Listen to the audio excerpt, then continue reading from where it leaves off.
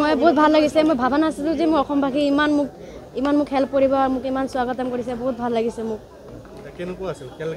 খেলটো বহুত ভাল আছিলে সেইকাৰণে আমি এতিয়া জিতি আহিছোঁ মোক বহুত ভাল লাগিছে মানে নিজকে নিজে বহুত প্ৰাউড ফিল কৰিছোঁ প্ৰধানমন্ত্ৰীৰ লগত আমাৰ নিজৰ সমস্যা যি আছে সেইটো কৈছোঁ তাৰপিছত যেনেকুৱা মই কৈছোঁ মোৰ ঘৰ নাই বুলি তেতিয়া এতিয়া মোক ঘৰ বনাবৰ কাৰণেও মোক এতিয়া ৰাজি আছে তো মোৰ ভাল লাগিছে আৰু মই চবকে এইটো ক'ব খোজোঁ যে মোৰ লগত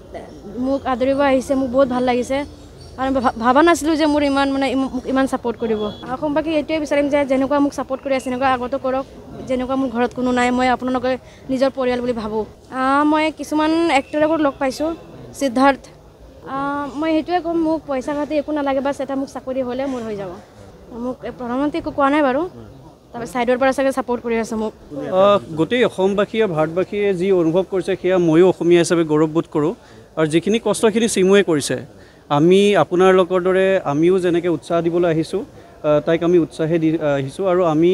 আমাৰ অৰ্গেনাইজেশ্যনৰ পৰা 2023 অসম দিব্যাংগ ৰত্ন এৱাৰ্ড দিছিলোঁ যেতিয়া তাই IBS ৱৰ্ল্ড ব্লাইণ্ড গেমছ খেলিছিলে আৰু তেতিয়া আমি জানিছিলোঁ যে তাই নিশ্চিতভাৱে অনাগত সময়ত আৰু ফলাফল দিব আৰু সেই ছোৱালীজনী য'ত আমি ঘৰ গৈছোঁ য'ত তেওঁৰ বেৰা ঘৰত থাকে সেই ঘৰৰ ছোৱালীজনী য'ত মানুহে মানে ভিক্ষা মাগিবলৈ পঠাই দিয়ে তেনেকুৱা শিশুক সেই ছোৱালীজনী আজি গৈ পেলাই বিশ্বজয়ী হৈছে সেইটো তাতকৈ ডাঙৰ কথা কি হ'ব পাৰে আৰু সেইকাৰণে মই কৰোঁ যে চৰকাৰক এটাই মোৰ মানে অনুৰোধ থাকিব তাইক যাতে এটা সংস্থাপন দিয়ে কাৰণ আমি দেখোঁ যে বেলেগ প্লেয়াৰবিলাকক সেইখিনি সন্মান দিয়া হয় আৰু এইবাৰো দিছে আমি দেখিছোঁ আজি জইণ্ট ডাইৰেক্টৰ বাইদেউ আহিছে সকলো আহিছে সন্মান দিছে কিন্তু এটা সংস্থাপনো যদি তাইক দিয়ে তেতিয়াহ'লে এইটো অনাগত সময়ত যিমান ডিফাৰেণ্টলি এবল বিশেষভাৱে সক্ষম ব্যক্তিসকল থাকিব তেওঁলোকেও স্পৰ্টছত আগুৱাই যাবলৈ ভাল পাব